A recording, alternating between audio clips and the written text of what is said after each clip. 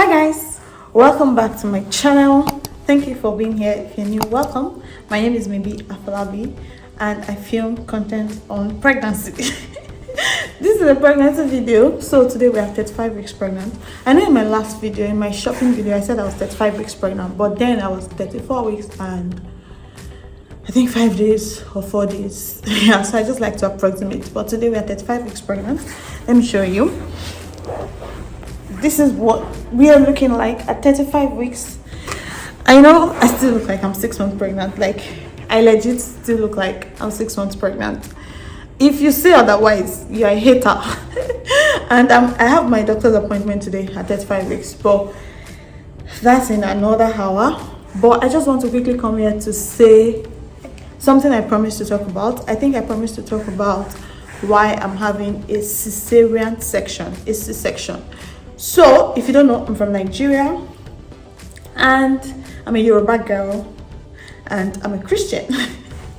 I don't think all of those are necessary, but yeah, I just said that to lay background. So, till now, right? Till now, I have still not told my parents that I'm having a C-section because I just feel like the story will be too long. Like the questioning, why? Kilo de, kilo shele.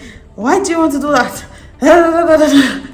It's going to be a lot. So, and I'm not ready for all of those questions and answer. So that is why I've not told them that I'm having a C-section. Well, how did I get here, right? That's the question I'm here to answer, because a lot of people will just be like, no, not a lot of people. I mean, there's still some very close-minded people, you know, on the issue of having a cesarean section. People just think that, some people just think that, oh, if you're having a cesarean section, it means you're lazy, you don't want to push. Well, I'm lazy. You know, you don't want to push. It doesn't make you a good mother. I mean, those are just backward thinkings, right? But I mean, for somebody that's just genuinely asking, like, why do you want to have a C-section? So that is why I'm making this video. So first of all, even before I got married, I've been through many phases of motherhood, childbirth. I've been in a phase where I didn't want to have children because I just felt like, oh my God, it was just too painful. It was such a painful experience. People will say, oh, it's the most beautiful thing, but then they'll still share the pain. I'm like, okay, what is beautiful about being in pain? All those things, right? Then I moved to the stage of, okay, because I lived in Nigeria, I saw so many cesarean sections gone wrong, right? I saw so many cesarean sections went wrong. I know somebody personally that died from, you know, cesarean section because it was not properly sewn and she just had infection and she died. You know, too many horrific stories. And I think that's why Nigerians, especially Nigerian parents, like our parents, would say no, because in fact it's even a prayer. And if abeg bomo jade ninu, that means, you know, you will not, abeg his knife will not have to cut you to bring the baby out of you and all that. So it's even a legit prayer. Even though when people pray that prayer for me now, I don't say amen, because legit they are going to cut me to bring out this baby. So, you know, I just keep that prayer and move on with life. So, you know, I went through that phase of, nah, never am I going to have a CS, or never am I going to have a C-section, it's too dangerous, it claims life and all that. Then I moved to a phase of, you know what, whatever works, right? Whatever works. And I think what also helped me to move to that phase was when I moved to this country. And I saw that in terms of healthcare, this country is like number one. They have a good healthcare system, right? Even in the world, if you're ranking it in the world and South African healthcare system is mentioned, you cannot shove them to the back. And that's just the reality. You can't shove them to the back because it is that good, right? So that just helped me to, you know, settle and calm down. Then the most important reason, or one of the most important reasons why I chose, or why I'm choosing to have a C-section, is because I know I didn't talk about this much when I was going through it, and I wish I talked about it. Maybe I would have blown by now, because somebody legit talked about it. I experienced with this thing, and I mean, she's now a celebrity. She has thousands and thousands of followers. So and our experience is pretty much the same as mine. I wish I talked about it when I was going through it, but I don't know, I think I was too shy, or I just didn't think it was a common thing. I don't know why. Anyway, I had vaginismus, you guys. I had vaginismus when I got married. didn't follow me when I got married, but I discovered that, you know, I had vaginismus. I've done a video about it in the past, but I slightly mentioned it. So if you have not seen that video, maybe I'll put the link in the description or something. And that was just a very horrific experience. Even though I've gone past it a little, I mean, I've healed, I've gotten pregnant twice, and that didn't happen by prayer. I mean, it took actions for that to happen. But I still feel like I have a very small vagina. TMI, I know, I'm sorry, but I mean, I just have to tell you what it is, right? I feel like I have a very small vagina, and the thought of a baby coming through that part of my body, it just seems impossible to me. It just seems like, no, it can't happen. Like, if I'm going to do that, I'm going to sustain a lot of tears. Like, they are going to have to tear me, right? They are going to have to sew it back, and it's just, you know, it's my private. I just don't want all of that going down there. Like, I don't want all of that to happen to me down there. You know, I don't just make decisions. I'm an educated person. You know, I do a lot of research. I've done a lot of research about, Google is my friend, you guys. I did a lot of research about, you know, people with vaginismus and how they had vaginal delivery, and none of the stories, none was great. Like, none was even, everybody talked about their pain. And you know, some people, they just like suffer it. Some of them will even say they don't want epidural. I'm like, why would you want to do that to yourself? You know, it was not just palatable. I did not see one good experience of people that had vaginismus and had vaginal delivery. You know, some of them there was even one particular one, she had vaginismus, she had a small pelvic, and she still went ahead for vaginal delivery. And she was in labor for 2 days, you guys. And the baby was already in distress. They had to do an emergency C-section. And all of those things, I just don't want. I just don't want. Like, I've seen so many horrific stories with pregnancy and childbirth this year alone that can even make you really scared. Like, it can make you really scared. I know somebody that, I don't know, I saw on Instagram yesterday, and this has even been on my mind since I saw it. Like, it's just a very sad story. You know, she's been pregnant for 40 weeks, right? 40 whole weeks, and she just felt like the baby stopped moving. Right? She felt like the baby stopped moving. This has nothing to do with vaginal delivery or no vaginal delivery. I'm just sharing this.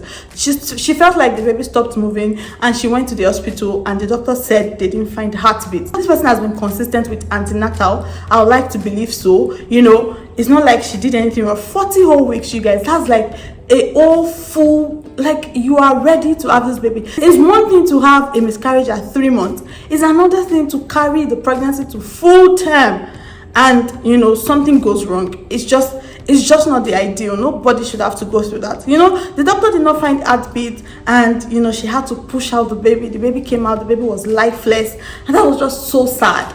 That was just so sad. And I've seen so many of that. I saw somebody also that was very wary of having C-section, right? She was very wary of having C-section. She wanted a vaginal delivery at all costs, and she just kept waiting and waiting and waiting and waiting, even though the child was not properly positioned. And at the end of the day, you know, she went into labor. The baby was already in distress, and the baby came out lifeless. You know, all of these things, I'm just like, nah, can't be me. Like, nobody should go through that. But at the same time, as much as you can control it, and which I am a control freak about this kind of things, I would control as much as possible. I would like to control as much as possible, right? So I think I went off course, but let's just pick it from where I stopped. I saw the video of the vaginismus and vaginal delivery, and I saw that it's not worth it. Like, the pain is not worth it. So I would rather not do that to myself. So that is why I just concluded in my mind. Then also, another thing that made me really settled, apart from the healthcare system in South Africa, is that the two most important people that God has placed in my life in this country, between the two of them, between the two aunties, they have 5 children, and all the 5 children were through CS. And I'm just like, this just settles it for me, even though I did not categorically tell them that, you know, they are the one that solidified my decision in having a CS, but it just made it very easy for me. Like, you know what, these are the two people that are like my backbone in this country. They are fine. They have 5 children. They all through cesarean section. Look at them. Like, everything is good with them. So why not? So that just sealed it for me. And I'm like, never am I ever going to go through this pain, this vaginal pain. I know that there are a lot of cons that comes with having a C-section. It's not easy. The recovery process, I mean, if you have a vaginal delivery today, tomorrow you are like fine, but with C-section you are just starting to heal. It can take weeks, it can take months, depending on your body. But I just really trust God that, you know, my body heals fast. And I mean, I'm a young girl, and I mean, see, this is the whole of me, right? So I just really trust God that, you know, I heal very fast and everything goes well. But that pain of pushing a baby out of my hoo-ha is something that I don't want to experience, especially with the condition that I have, which I don't know if it is medical now or psychological, because this thing is just tricky. Like, vaginismus is very tricky. You don't know if it is your mind that is playing the game. You don't know if it is your body. You don't know if it is really a medical condition that you need treatment for, right? But all of that aside, another reason which is very key to me, although people find it very flimsy, like, are you for real? I'm for real. Is that I want this baby in 2022. Yes, I want this baby out. I want to see my baby in 2022. I want my baby to be a 2022 baby. And the only way you can make sure of that is by having an elective CS, right? Just walk into the hospital on the day that you have picked and let the doctors do their job. Let this baby come to life. I know it's very, I don't like January. I don't like January babies. I'm sorry. But if you read Outlier, you will understand what I'm saying. I don't like January. The original EDD for my baby is January 4th, which is the same date as my mom's birthday. And I'm sure she'll be very elated to have her first grandchild be her birthday mate. But I'm not that sentimental. I really don't care. I don't care about those things. So this baby is coming out in 2022, December of 2022, and I want to have him before Christmas. That is how picky I am. I don't want my baby to come on Christmas Day or after Christmas, because after Christmas everybody's in wind down mode. Nobody remembers anything. People don't even remember to wish you happy birthday or get your birthday present. Yes, I am that person. So that is one of the reasons why, you know, even if I said, oh, let me try vaginal delivery, what if it comes next year? No, I can't be pregnant in 2022. I'm pregnant in 2023. I've had enough. So that is one of the reasons. I know that is very flimsy, you guys. I know that is very, it sounds flimsy. I know. Even if I was not you and you tell me that, I'll just be like, really? But yeah, that is where I am at the moment. I want my baby to come out in December of 2022. So that is why we are having this baby in 3 weeks time. I'm not bringing him out, you know, prematurely. Of course, no doctor will even do that for you, especially if your life is not at risk. No doctor, even my doctor was begging me to push it to 39 weeks, but I'm like, nope. And you know, of course, it's not like your doctor will listen to everything you say. Oh, my husband's calling me. So it's not like your doctor will listen to everything you have to say. You are not their doctor, they are your doctor, right? So, but my doctor saw the progression of the baby. He saw that my baby is a big baby. Yeah, maybe not so big, but I mean, it's like one step ahead of what it's supposed to originally be. I will know today when I see him again, when I see the doctor again. But he saw that it's fine to bring out baby at 38 weeks. Like, everything looks great. So he's not going to pose any threat to the baby. So that just seals it for me. And it was like 38 weeks and 2 days is good to go. And we are having this baby in 3 weeks through CS. So anyway, so those are the reasons why I am having a cesarean section. And you know, I think once you start it, you just continue to have it, no matter the number of children you have. Well, yeah, so I think that's just the way I'm going to take going forward. And moreover, it's my body. It's not like I owe anybody this explanation. At the end of the day, we just want a healthy mother and a healthy baby. Baby is alive, mother is alive. That's the most important thing. That's the most important thing, no matter the medium. So all those people that say you deliver like like the Hebrew woman, what the hell is that? I'm sorry, you know, maybe I'll make another video about the whole supernatural childbirth and everything, but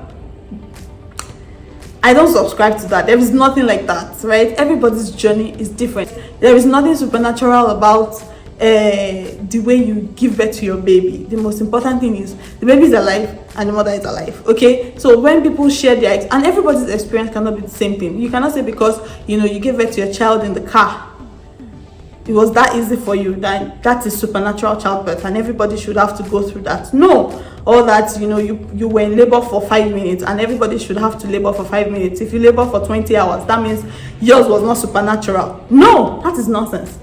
Everybody's journey would not be the same, and whatever is convenient for you, whatever is good for you and your baby is what you should, you know, go for. Yeah, just go for it. You don't have to listen to the noise. Really, you don't have to listen to any noise. Like I said, I've not told my parents, and I'm not going to tell them until this baby is out and alive. I'm not going to tell them until this baby is with us and they can say that baby is fine, mother is fine, no cause for alarm, don't tear me apart, right? I love you, mommy, I love you.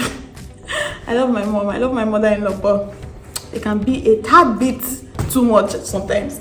Anyway, thank you so much guys for watching. My husband will be here soon and I need to get ready and go see my doctor. I have a little bit of problem, but I think I'll do that in the hospital vlog. So till next time, I come your way. I hope that you do well and God bless you. Please give this video a thumbs up. Please give this video a thumbs up. Please give this video a thumbs up. It goes a long way in helping my channel, and it's just very important that you give it a thumbs up so that other people can see it. Thank you so much guys. Bye.